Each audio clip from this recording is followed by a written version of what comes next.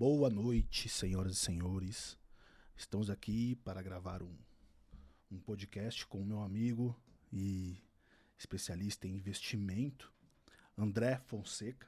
Ele vai passar umas dicas, vai contar um pouco sobre a história dele, como ele decidiu entrar no ramo de investimento, estudar isso. Acho que era uma paixão que ele tinha ali até mesmo. Ele queria conquistar a própria independência financeira e aproveita e passa umas dicas aí pra gente, pra ensinar a gente também. Boa noite, André. Boa noite, Ismaim. É um prazer, uma honra estar aqui, né, utilizando o seu espaço. Agradeço o convite e espero que o que eu possa trazer possa ajudar outras pessoas. Afinal, a minha finalidade é essa, né? Depois que eu adquiri um pouco de conhecimento e continuamos aprendendo, é difundir isso para que alcance outras pessoas. Legal, legal, show, cara. Isso daí. Acho que é, acho que é essa a intenção, né? Passar conhecimento é o que é o de mais importante. Ter o conhecimento pra reter pra si próprio, tem que passar mesmo. Então conta aí pra gente, conta um pouco da sua história, como você decidiu estudar, né, sobre investimento e tal. E conta pra gente um pouquinho sobre isso. Perfeito. Então, lá há uns anos atrás, eu tinha um apartamento e resolvi vendê-lo. Quando eu vendi esse apartamento, eu fiquei com um dinheiro na mão e eu percebi que eu não sabia muito bem o que fazer com ele. Conversei com a minha esposa e a gente decidiu fazer um curso sobre investimentos, sobre questão de finanças. E a gente encontrou um curso de um podcast que a gente já gostava de ouvir, que era do Bruno Perini e a esposa dele, que é Os Sócios. E aí o curso dele chama-se Viver de Renda.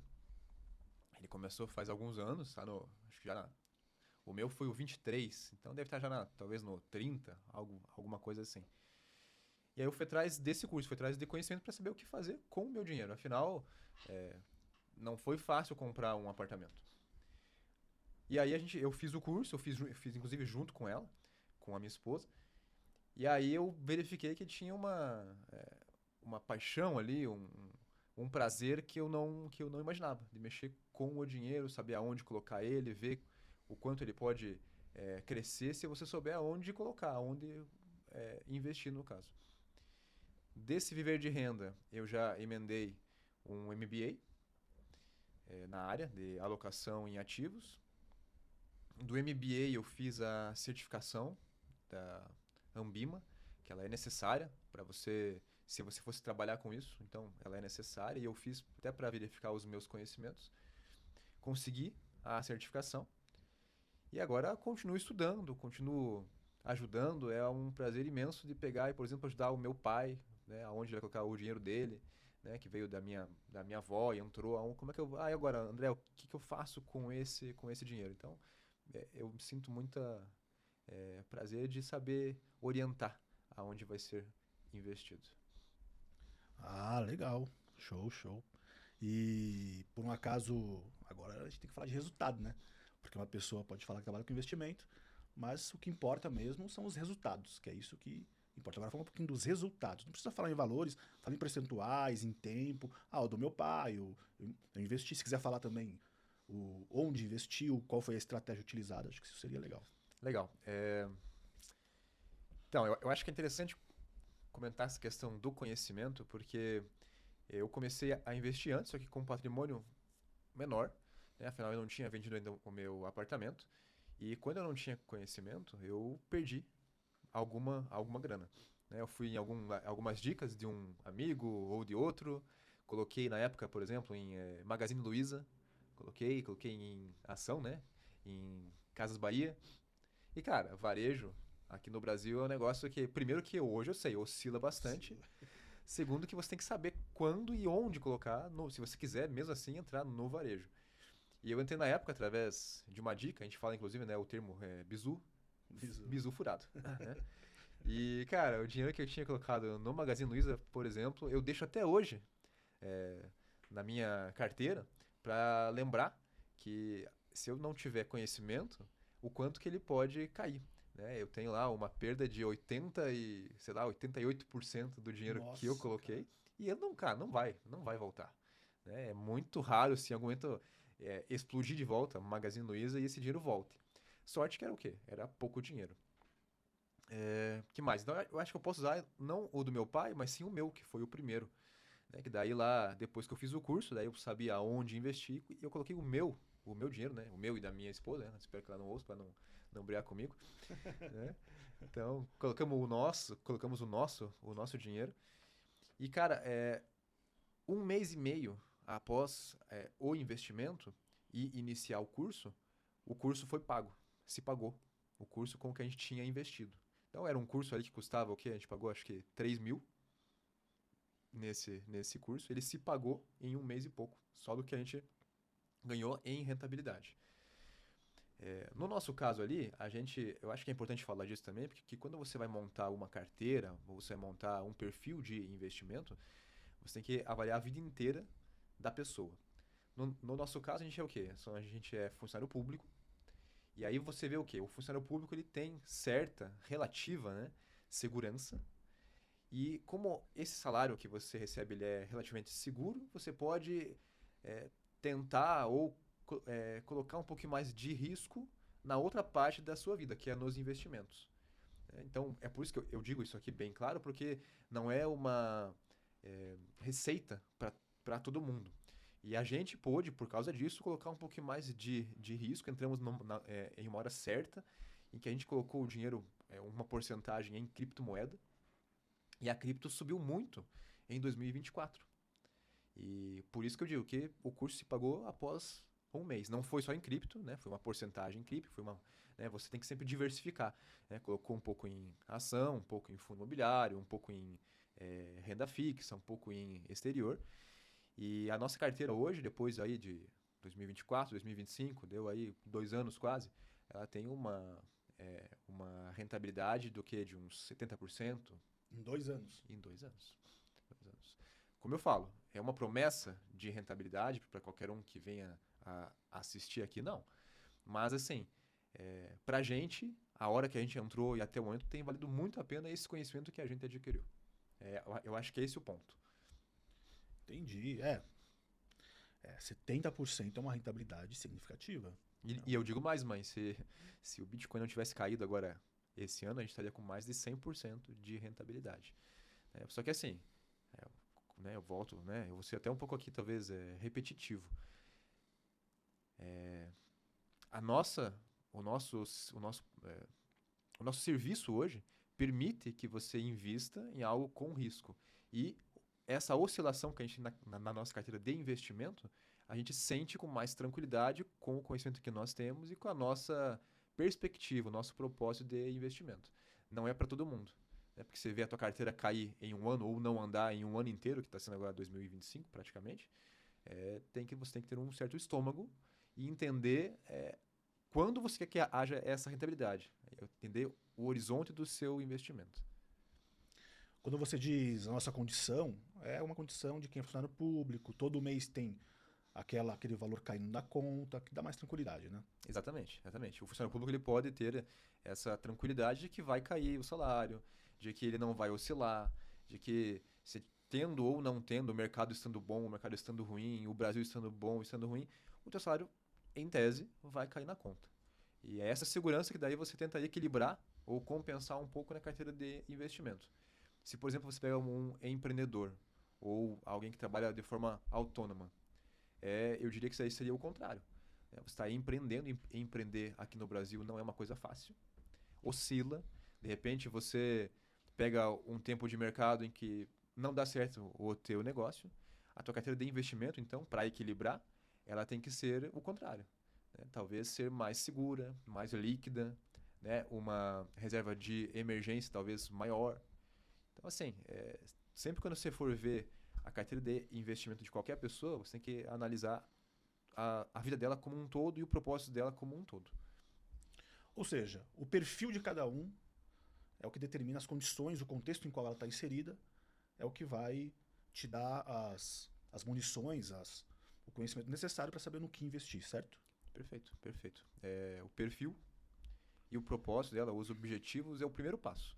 Tá, quero investir. Beleza.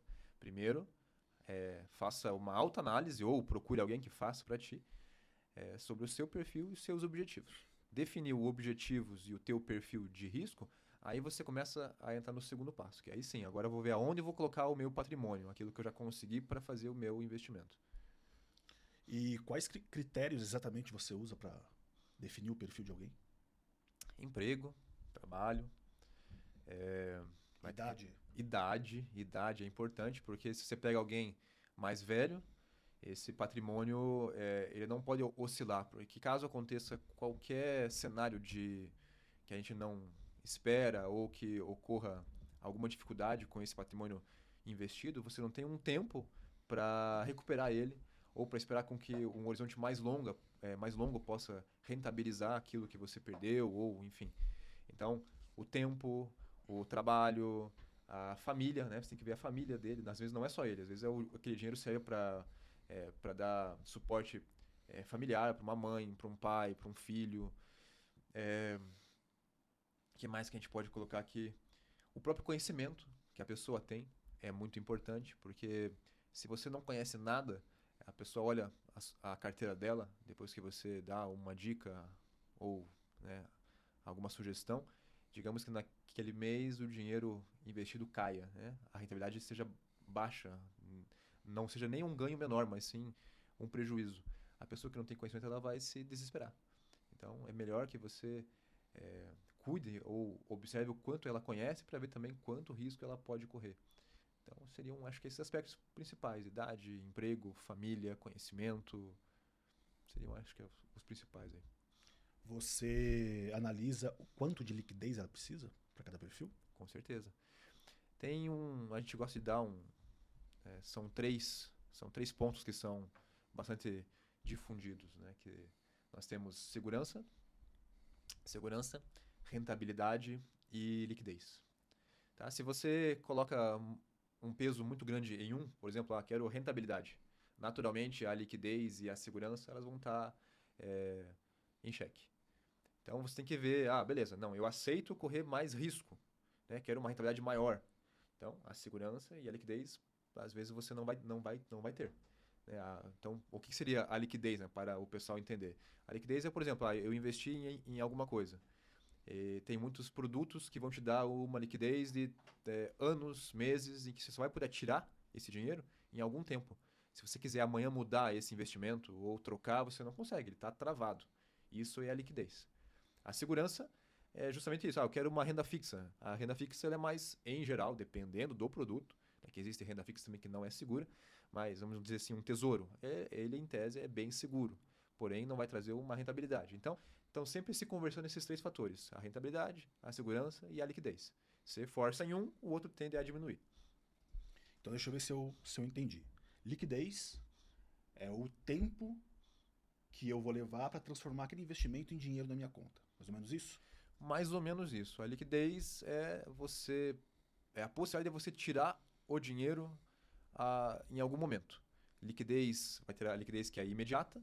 Eu coloquei hoje o dinheiro, vou poder tirar amanhã e vai cair na minha conta às vezes no mesmo dia. Isso é liquidez imediata. Liquidez às vezes de um dia. Então solicitei hoje para tirar esse dinheiro, vai cair no próximo dia útil. Ou então uma liquidez, vamos dar um exemplo lá, coloquei em um CDB, a gente pode depois explicar o que é também, né? Mas coloquei em um CDB que vai ter o vencimento em 2028. Só vai poder tirar esse dinheiro em 2028. Antes disso, até há algumas possibilidades de você tirar, mas você vai perder algum dinheiro do que você tinha ganhado ou você tinha contratado de rentabilidade. Né? Você vai poder tirar com aquela rentabilidade contratada lá em 2028. E isso é liquidez. Mas para a gente entender melhor, dá um exemplo de liquidez. O que é o título que tem maior liquidez de todas? Tá, nós temos hoje alguns fundos que eles são de liquidez no mesmo dia. Então, por exemplo, eu quero colocar em um fundo de um banco, você pode escolher o banco que você quiser, o banco lá BTG, banco, sei lá, Banco do Brasil, Nubank. Eu coloco em um fundo deles, um fundo de investimento lá, em que ele vai seguir a rentabilidade do Tesouro Selic, que fala que é 100% do CDI. Essa liquidez imediata, você solicita hoje, você coloquei o dinheiro, sei lá, ontem, antes de ontem, há um mês, há um ano, e eu quero tirar hoje esse dinheiro. Eu solicito hoje, eu vou conseguir tirar o dinheiro hoje. Isso é uma liquidez que tem maior liquidez. Ou, por exemplo, o mais conhecido, caixinha da Nubank. Também é um tipo de produto de investimento. O dinheiro que está lá, se você quiser tirar ele agora, você consegue. Não vai demorar um dia, 2, 3, 4, 10, 20 dias. Você tira ele na hora. Isso é o que tem maior liquidez. São exemplos, né, de produtos que têm uma liquidez bem grande. A poupança é um deles? A poupança, sim. A poupança ela tem uma liquidez também imediata. Porém, lembra que a gente comentou dos três? Nesse caso, a poupança ela tem uma liquidez muito grande, uma segurança muito grande, só que ela tem uma rentabilidade pífia. A poupança hoje, inclusive, eu aprendi quando eu era criança, meu pai falava, não, ele me ensinou a poupar. E isso é muito bom. Todos nós. Então, é que tem gente que desde mesmo quando criança não aprendeu a poupar. Até hoje tem muitas pessoas que têm o seu salário e o normal é você gastar até ele acabar no mês. Sim, Não, sim. não Não tem, entendi o que você quis dizer. não poupa, né? Não guarda. Né? Eu aprendi a poupar. E o meu pai ele trouxe naquela época que a poupança seria um bom produto de investimento. Talvez na época dele era. Hoje em dia a poupança não é um bom produto, porque você consegue colocar em produtos com a mesma segurança, com a mesma liquidez da poupança, mas rendendo às vezes o dobro do que ela rende. Teve meses aqui no Brasil que a poupança, se você for pesquisar, ela rendeu menos do que a inflação. Né? Isso aconteceu várias vezes, não, mas já aconteceu. O que isso quer dizer na prática? É que a poupança, com o dinheiro que estava na poupança, ele perdeu o poder de compra, ao invés de pelo menos manter o poder de compra que tinha. Quando a inflação ela é maior do que a poupança, você perde o poder de compra. Aí eu posso perguntar o que é a inflação, né? Só para a gente colocar também aqui. A inflação é o aumento generalizado dos preços, o que implica na diminuição do seu poder de compra. Ela é natural em qualquer lugar do mundo hoje. Só que tem países que a inflação é maior e tem países que a inflação é menor. Mas ela é normal e natural para a moeda fiduciária. E a moeda fiduciária é a moeda dólar, real, euro, enfim, moeda de cada país. E aí você falou assim, tem muitos investimentos que têm a mesma segurança, a mesma liquidez e que rendem mais. Perfeito. Que investimentos são esses? Então, aí a gente entra até na motivação. Então vamos pensar assim, né? Quando a gente fala em poupança, nós temos que pensar, para que aquele dinheiro está na poupança? Tá? O que você vai fazer com aquele dinheiro? Não, é um dinheiro que eu quero deixar como um colchão financeiro, é um termo que é bem utilizado, ou como reserva de emergência. Esse dinheiro, na poupança, ele pode ser muito melhor colocado, por exemplo, em um Tesouro Selic. Tá? Então nós temos o Tesouro Nacional, que ele, basicamente, você está emprestando dinheiro para o Estado, para o governo. E aí você chama de Tesouro Nacional. Dentro do Tesouro Nacional tem alguns tipos de tesouro. Tesouro Selic, Tesouro IPCA+, Tesouro pré-fixado. Um deles é o Tesouro Selic. O Tesouro Selic é um dos mais indicados para você colocar a sua reserva de emergência. Tá? Ele não tem uma liquidez imediata. A liquidez dele é D+1 que fala, ou seja, se eu solicito hoje, ele vai cair no próximo dia útil. Ele vai cair na minha conta esse dinheiro. E rende muito mais do que a poupança. Hoje, inclusive, isso depende da taxa de juros que o governo coloca, mas hoje a taxa de juros nossa, que está bem alta, está 15% ao ano. Então, o dinheiro que você coloca hoje no Tesouro Selic está rendendo 15% ao ano, e quando você retira, daí tem um imposto. Né? Mas, assim, é uma rentabilidade muito boa. Tem gente que vive, né, desse tipo de tesouro, desse tipo de investimento, que é super seguro e fácil de você fazer. Entendi. Mais algum exemplo que seja uma liquidez e segurança igual da poupança e rende mais? O pessoal fala nos CDBs de liquidez diária. Também é um tipo de produto que tem uma alta liquidez, também é utilizado para reserva de emergência e é muito positivo. Só que o CDB, a pegadinha dele é que ele tem que ser em bancos que sejam com uma confiança alta. Então, por exemplo, nós tivemos agora há pouco tempo o Banco Master que ele quebrou. Tinha muita gente que tinha CDBs. Né? CDB, só para explicar, é uma a mesma coisa que o Tesouro, que você empresta dinheiro para o governo, só que o CDB você empresta dinheiro para um banco. Tá? E ele daí fala que vai te devolver com um acréscimo, né? Como se fosse um empréstimo. É como se fosse assim, eu empresto dinheiro pro banco, aí o banco ele faz o que com esse dinheiro? O banco ele rentabiliza esse dinheiro. Eles são espertos nisso, né? Eles vão estar sempre ganhando com o seu. Então eles trabalham com o seu dinheiro para oferecer outros produtos, para conta corrente, para eles se financiar, para financiar outras pessoas, empresários, enfim. Todo banco ou até empresas, né? Eles precisam de dinheiro. E esse dinheiro que você capta pode ser de investidores, tá? E o CDB é isso. Você está emprestando dinheiro para um banco. Ele ganha emprestando para outras pessoas? Ele empresta um juros maior do que ele me paga, é mais ou menos isso? Perfeito. Esse inclusive, é um empréstimo mais comum, né? Por isso que eu falo, né? Eu gosto de explicar, né, que o CDB é o empréstimo que a gente faz para o banco, porque o empréstimo comum é o contrário, né? Muitas pessoas, às vezes, já devem ter visto, talvez a maioria, talvez todas, né? Que, por exemplo, quero comprar uma casa, quero comprar um carro, ou então quero comprar qualquer bem, alguma coisa, eu vou fazer o quê? Um financiamento, vou fazer um empréstimo. E você vai o quê? Você vai atrás de um banco para você fazer isso, você empresta esse dinheiro do banco, ou seja, o banco te empresta e você paga com uma taxa. Essa taxa que você paga é muito maior do que a do CDB. Então veja, o banco ele é bem esperto nesse ponto. Quando você precisa do dinheiro, ele te empresta o dinheiro e você paga uma taxa ali, às vezes que pode ser de 2, 3, 4, 5, 6% ao mês. E quando você empresta dinheiro para o banco, nesse caso em um CDB, que ele vai pegar esse dinheiro e vai, às vezes, emprestar para outras pessoas, é assim que ele utiliza esse dinheiro que você empresta, às vezes tem para crescer, enfim, aí você vai receber uma taxa por mês de 0,8, 0,9, 1%, depende dessa taxa Selic que eu comentei antes. E aí, só para a gente fechar aqui o raciocínio, esse CDB ele tem que ser de um banco que seja de confiança. Então não adianta você ir lá buscar CDBs olhando só a taxa. Porque geralmente bancos que oferecem uma taxa muito alta também, lembra dos 3 pontos que a gente comentou, se a rentabilidade está bem alta, o risco, né, a segurança vai estar talvez mais baixa. Mas se você coloca num CDB de liquidez diária em um banco grande, um banco de confiança, também serve para esse tipo de investimento, para reserva de emergência, como se fosse uma poupança nesse caso, mas bem melhor do que a poupança. Entendi. Interessante. Mas o banco, era Banco Master, né? Esse aqui. Banco Master. Você já fez alguma transação com eles, algum investimento com eles?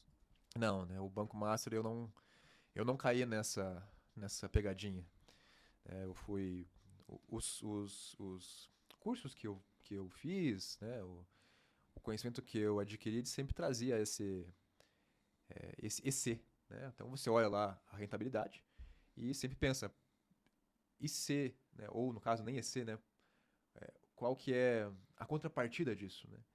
E o Banco Master é um banco que ele não tinha uma confiança tão grande. Muitos estudiosos, muitos economistas já davam um sinal ali amarelo para ele, por mais que ele não tivesse ainda mostrado que estava com grandes prejuízos ou que estava para quebrar.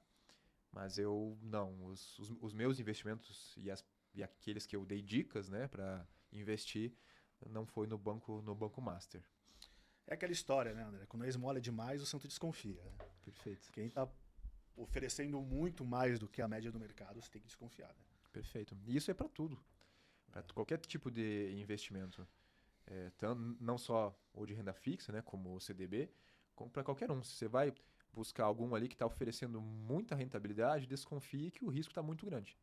E aí vale, né, você verificar se você está disposto a correr aquele risco. É um risco.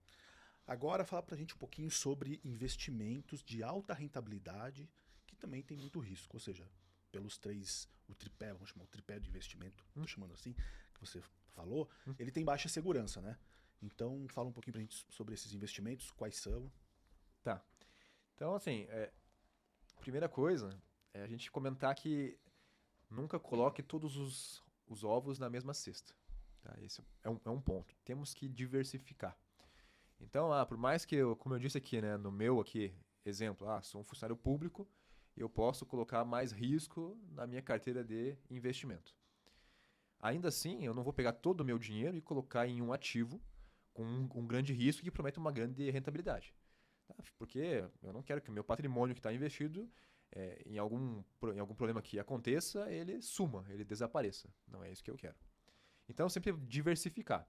Mas uma porcentagem do que está investido, ou seja, da sua carteira, dependendo do seu perfil de risco, né, dos seus objetivos, acredito que vale a pena você colocar em ativos de mais rentabilidade, que prometam maior rentabilidade, que não tem uma segurança tão grande. Vamos citar alguns aqui. Por exemplo, criptomoeda. Criptomoeda é um produto que tem uma oscilação muito grande, né? O famoso aí, o Bitcoin. Ele oscila bastante.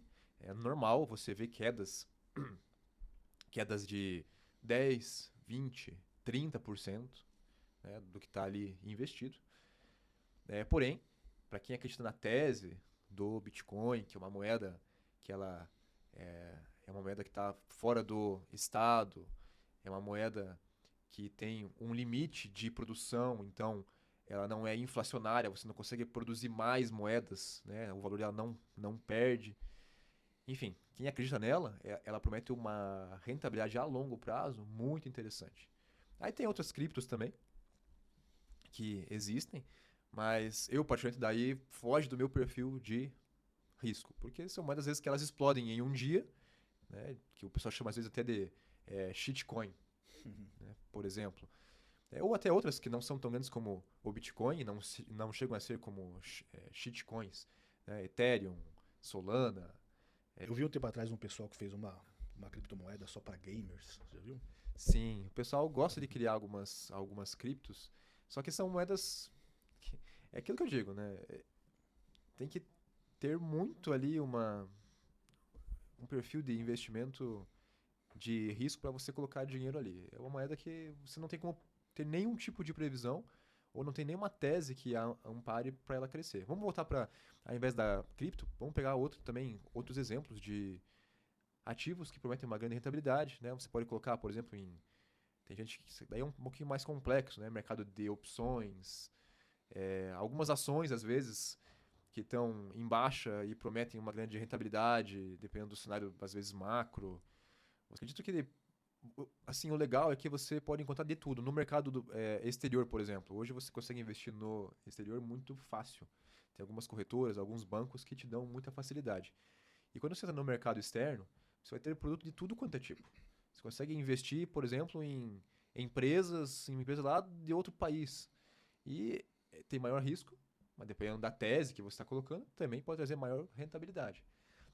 Não é o meu perfil. Meu perfil é um perfil mais clean, um perfil mais seguro, com algumas teses de maior risco, mas bem controladas. Entendi. Agora vamos falar o seguinte. Eu quero investir. Qual é o primeiro passo que eu tenho que fazer? Eu entro num site, eu abaixo um aplicativo, o que eu faço para poder investir? Tá, beleza. Para você investir, primeiro você precisa se organizar, né? Para que você tenha um patrimônio. Tá? Isso eu gosto de comentar porque, até como a gente falou antes, a pessoa que ela ganha o seu salário e ela gasta inteiro o seu salário sem economizar ou sem poupar uma parte dele, ela não vai conseguir investir. O ideal é que você consiga viver sempre um degrauzinho abaixo daquilo do seu custo de vida. Aí você começa a poder investir, começa a poder ter um patrimônio para você investir. Beleza. Um degrauzinho a mais, você quer dizer não gastar tudo que ganha, é isso? Perfeito. Então, digamos lá, eu tenho um salário, eu recebo, sei lá, 7 mil. Se você conseguir ter um custo de vida que seja abaixo dos 7 mil, seja 6, seja 5, seja 4, né? Depende daí de cada um, o restante você começa a conseguir a poder investir. Né? Então, seja quantidade mínima ou, enfim, mais ou menos, você já vai ter algo para você colocar em investimento. E para você investir hoje está bem mais fácil, está bem mais generalizado. Para entrar tanto em bancos maiores, como em bancos digitais, em que você vai encontrar na própria plataforma ali investimentos. Lá você vai clicar, vão te dar algumas opções e você pode escolher a opção que você quer. A dica que eu dou é que enquanto você não tem um conhecimento ou não buscou alguém que te dê essa sugestão, alguém de confiança, coloque em coisas bem claras e bem difundidas. Coloca, como eu falei aqui, num Tesouro Selic, coloque lá na caixinha da Nubank, coloque num CDB de liquidez diária, assim, de um banco grande, que você conhece bem o banco, né? Sei lá, Banco do Brasil, Banco BTG, Banco, sei lá, dá para citar vários aqui, Itaú, enfim. Então, esses bem conhecidos, para que você não erre logo de, de cara. Digamos, eu não sei investir em ação. Não tente investir em ação. Eu não sei investir em fundo imobiliário. Não tente investir em fundo imobiliário, porque, inclusive, eu sou aqui a experiência própria, né? Eu contei um pouco, né, que investi lá em Magazine Luiza e perdi dinheiro. Então, assim, primeira coisa é isso, né? Conseguir poupar, tenho agora algum dinheiro, vamos para produtos bem conhecidos e bem difundidos. Né? Primeiro passo, acho que é esse. Então o primeiro passo é procurar um banco, ou uma corretora, alguma coisa assim. Perfeito. Acredito que, se não todas as pessoas, né, têm alguma conta em banco. E esse banco provavelmente vai ter uma plataforma de investimento. Ele vai ter. Né? Eu tinha até no Banco do Brasil, tinha lá uma opção em que você fazia os seus investimentos. Então não está mais tão difícil você fazer. Até para o pessoal às vezes que é mais velho, que tem uma dificuldade de mexer ali nos aplicativos, né? Pede às vezes ajuda de alguém mais novo ou alguém que entenda um pouquinho mais, eles vão possibilitar que você faça esse investimento. Entendi, entendi. Legal, cara, muito bom saber dessas coisas. Já sei que eu tenho um amigo aí que conhece, quando eu tiver uma graninha ali guardada, eu vou com certeza procurar umas dicas aí. Bom, será? Eu gosto, né? Aquilo que eu falei, eu gosto de auxiliar as pessoas, porque eu não tive esse conhecimento antes, e eu vejo que se eu tivesse desde o início, teria tido muito mais rentabilidade, o meu patrimônio investido teria sido muito maior hoje. Deixa eu dar um exemplo que eu acho interessante. Né? Logo que eu comecei a fazer o curso, né, a gente falou aqui do Bitcoin. Às vezes as pessoas crescem o olho para isso, né? Porque ele teve uma grande alta em 2024, né? Apesar que 2025 não foi aquelas coisas. Mas uma coisa que eu logo aprendi no curso e valeu super a pena é previdência privada. Logo que eu fiz o curso, eu aprendi que quem é funcionário público e investe em previdência privada consegue uma coisa chamada diferimento fiscal. Quando você investe numa previdência privada, sendo funcionário público do tipo PGBL, P de pato, até 12% da sua renda do tipo regressiva, né? Anotem esses pontinhos, né? Regressiva, PGBL, previdência privada, até 12%, você consegue diminuir o imposto de renda que você paga anualmente. Olha só. Isso é um fator muito importante e muito interessante. Só com isso você já conseguiria ter um ganho muito grande no ano seguinte, né? Que é quando voltaria a sua restituição. Um detalhe só que você tem que fazer a declaração de imposto de renda completa para ter esse tipo de benefício. É só para funcionário público isso daí. É funcionário público e é que depende do quanto você paga já na fonte de imposto de renda. O funcionário público já tem na fonte, já tiram, né, descontado isso. Lá tem outros aí que podem fazer esse tipo de desconto e também vai valer a pena fazer a mesma coisa, que é eu vou falar de volta, né, o PGBL, regressivo, previdência privada. A declaração completa. Se você tem esses fatores, vale muito a pena você fazer. Legal, legal, olha aí. E me diz uma coisa, no seu canal do YouTube, você passa umas dicas de investimento sempre? Cara, eu comecei, como eu disse, né? A minha ideia é tentar difundir esse conhecimento. Então, no YouTube eu estou começando ali ainda, já fiz alguns vídeos difundindo um pouco desse conhecimento. A gente falou um pouquinho sobre a previdência privada, falou um pouquinho sobre reserva de emergência, que ela é muito importante.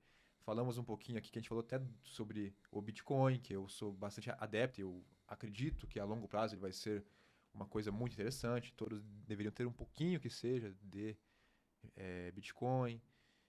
Enfim, O YouTube, basicamente, a gente está difundindo esse conhecimento. Se as pessoas quiserem seguir, né, quiserem assistir lá, alguma coisinha a gente tem publicado.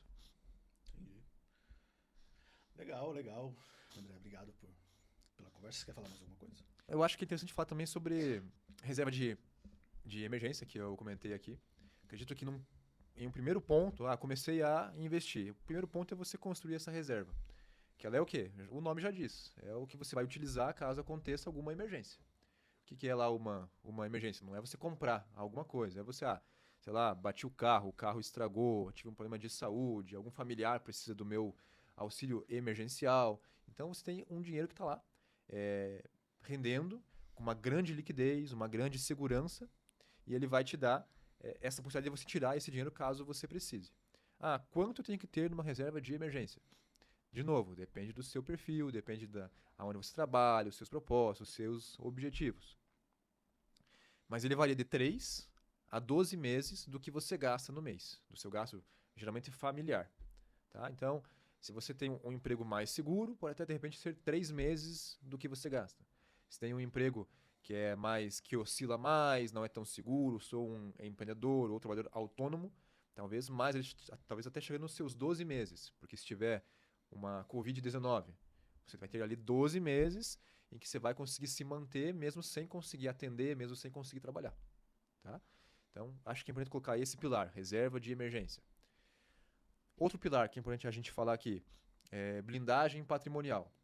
Então, vamos pensar o seguinte, comecei a construir o meu patrimônio, construí já um bom pedaço dele, tenho lá já algo investido. Porém, imagine que o Ismael tem um problema de saúde. Tá? Todo o patrimônio que ele investiu vai para onde? Nesse problema de saúde que ele tem. Mas eu tenho plano de saúde. Beleza, às vezes o plano de saúde não cobre tudo. Né? E é um detalhe também importante, ter plano de saúde. Também é um outro ponto que a gente pode colocar aqui como fundamental. Né? A partir de certo patrimônio, ou dependendo do caso de cada um. Né? Mas ele é um ponto que é importante. Aí beleza, digamos que você tem o plano de saúde, mas ele não cobre tudo. Todo o teu dinheiro que estava investido vai para o teu problema de saúde. Ou se não é seu o problema, acontece com alguma outra pessoa, vai à sua reserva de emergência e você não tem mais aonde utilizar. Então, o que é blindagem patrimonial? É você proteger esse patrimônio investido. Ou não só o patrimônio investido, mas o patrimônio, às vezes, imobilizado. Então, você tem uma casa, você tem um carro. Né? Talvez alguns já tenham entendido o que eu estou querendo dizer. Seguro. Né? Talvez a palavra seguro não traga, assim, às vezes, muito... uma opinião muito favorável, mas a partir de certo ponto, para proteger o seu patrimônio, ele é muito bom. Né? Você paga um valor relativamente pequeno para te dar uma segurança ou um retorno, caso você precise, bem grande. Né? Seja um problema de saúde, seja algum problema com a sua casa, com o seu carro, enfim. Né? Então vale a pena você pensar. E seguro, quando você fala de seguro, não é só, por exemplo, seguro de vida. Não é só pensando na tua morte. Se você tem algum problema de invalidez e você não pode mais trabalhar, quem é que vai garantir o dinheiro para sua família que você garantia até então? Se você tem um seguro de vida sobre isso, em relação à questão de invalidez, você vai receber mensalmente um valor ou, de repente, um prêmio grande que vai te garantir trazer isso que você não consegue mais oferecer para a sua família. Então a gente falou o quê? De reserva de emergência, falamos de blindagem patrimonial, falamos de plano de saúde.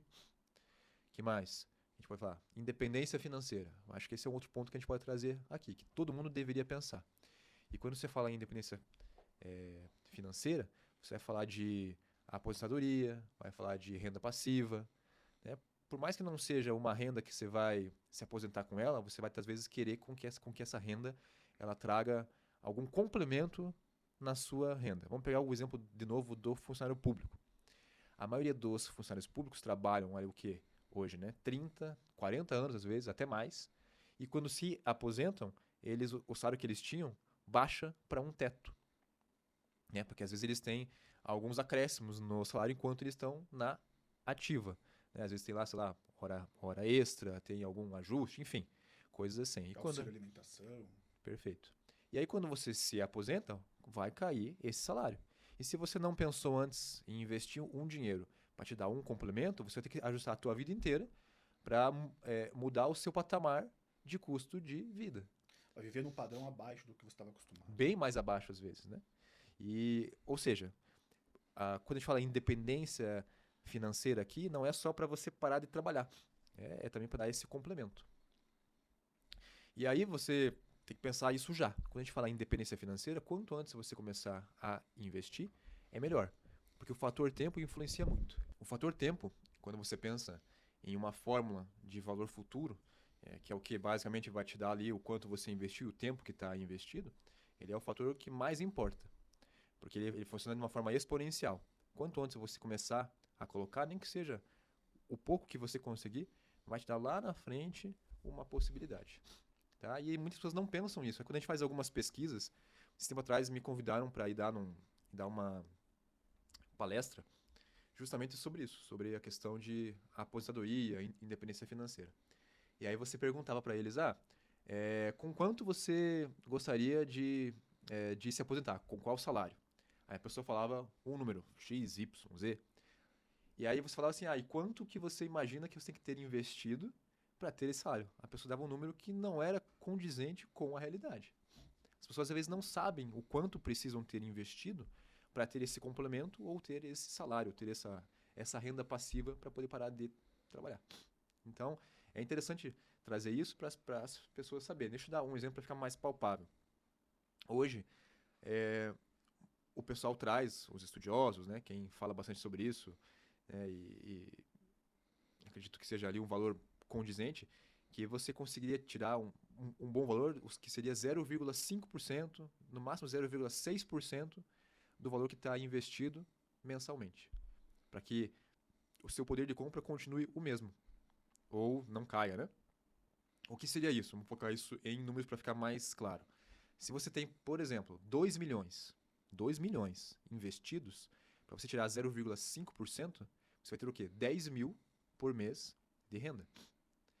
Então, para a pessoa poder fazer um parâmetro. Será que com o que eu ganho hoje, eu vou conseguir chegar com esse salário lá no final? Não, mas André, eu tenho o INSS, eu contribuo com o INSS. Ou então, através do meu emprego ali, eu já vou ter uma aposentadoria. Tudo bem. Então, você pode talvez reduzir de 10 mil para um valor menor. Eu quero ter, então, 5 mil a mais quando eu me aposentar. 5 mil vai virar o quê? 1 milhão investidos. Para você ter 5 mil por mês. E detalhe, que o INSS, vamos falar aqui, ele não é algo que a gente pode confiar totalmente. Não é. Não sei se o pessoal que ouve aqui, que assiste, sabe como é que funciona. O INSS, que a gente paga hoje, ele garante a aposentadoria de quem já está aposentado. Hoje o que eu contribuo para o INSS, ou você contribui, vai para quem já está aposentado. Quando a gente tiver aposentado, quem vai pagar é o pessoal que vai estar trabalhando. Porém, nós temos aquilo que você estava lá, acho que é em geografia, lá no ensino médio, ensino fundamental, que é a pirâmide etária. Que ela, antigamente, era uma pirâmide. Ou seja, tinha mais gente na atividade trabalhando e menos gente mais velha, aposentada. Isso tende a se inverter com o tempo. Daqui a alguns anos, e não é muito tempo não, quando a gente for se aposentar, você, vai ter mais gente mais velha e menos gente mais jovem. Como é que o INSS vai possibilitar, então, que nós tenhamos uma aposentadoria com esse modelo? Com o modelo atual, ele não vai dar certo. Não vai atender, né? Não vai atender. Ou seja, as pessoas estão tendo menos filhos, né? E vai ter pouca gente para trabalhar para pagar o INSS no futuro próximo. Exato. Ele é um modelo ruim. Não sei que ajustes vão ter que ser feitos, né? Provavelmente vai acontecer ajustes, mas o fato é que eu não dependeria, se eu puder, do INSS. Do INSS, dessa previdência. Por isso, mais um motivo para você investir. Investir hoje não é, no meu ponto de vista, uma opção. Ela é uma necessidade para toda pessoa que quer ter um futuro melhor. Entendi, legal. Mais alguma coisa você tem para trazer para a gente? Eu acho que dá para deixar como frase final aqui que o melhor momento, primeiro a pessoa, lógico, né, tem que se organizar, né, começar a ver o que são os gastos essenciais, os gastos fixos, aquilo que ela consegue investir. Uma vez organizando o seu orçamento, o melhor momento para você começar a investir é já. Né? E enquanto você não tem conhecimento, vá devagar. Consigo adquirir conhecimento. beleza, vá lá, adquira conhecimento. Hoje tem muitos locais confiáveis que você contrata, em que eles te dão uma carteira, eles te dão uma recomendação, e vale muito a pena, dependendo do seu patrimônio. E caso você não consiga adquirir um conhecimento por conta própria, porque é muito difícil você acompanhar o mercado sempre, né? E caso você também não consiga, por esse lado também tem aí os consultores de investimento, que podem te auxiliar também. Então, comece já. Acho que essa é a frase. E se você não tem conhecimento, vá devagar. Se você já tem, comece. Se você não tem tempo para isso, busque alguém que possa te auxiliar. Acho que esse é o ponto. Entendi. Bom, se você quer começar a investir, a primeira coisa que eu ia dizer não é comece já. Siga o André lá no Instagram e se inscreva no YouTube que você vai aprender a investir. Sim, deve fazer essa chamada também. Quem quiser alguma dica, né, alguma sugestão, pode ficar à vontade para me perguntar. Eu vou estar bastante feliz de poder auxiliar. Então, valeu, André. Obrigado por você ter vindo. Foi legal te receber aqui no meu estúdiozinho, no garagem. E agora a gente vai comer uma pizza, galera. Que a Stephanie e a Letícia. Não, mentira, a Letícia foi buscar lá na frente pra gente. Valeu, falou, até a próxima. Tchau.